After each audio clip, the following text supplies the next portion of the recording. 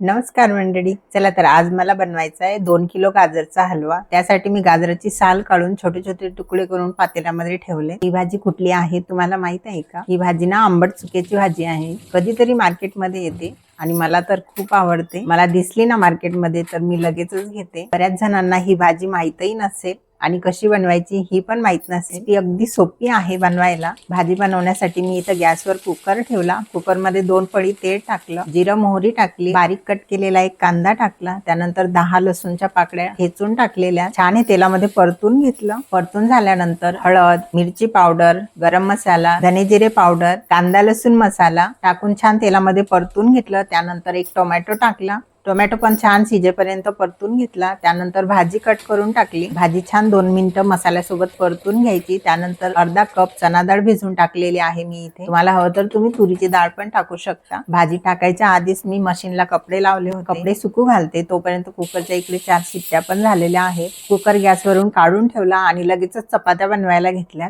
ज्याला सकाळी डब्बा बनवून दिला ना तेव्हाच मी पीठ पण मळून घेतलं होतं। मला दिवसभरात भरपूर काम आहेत, ब्लाऊज शिवायचे, काल राहिलेल्या 2 साड्या फॉल बिडिंग करायच्या आहेत। मशीनवर तर फॉल लावून झाला, हाताने तुरपाई करायच्या राहिलेल्या आहेत, त्या पण कंप्लीट करायच्या। कुकर थंड झाल्यानंतर कुकरचं झाकण खोललं, डाळ छान घोटून घेतली, मस्त आम्ही जेवण केलं आणि नंतर दिवसभर कुठलंही शूट घ्यायला मिळालंच नाही।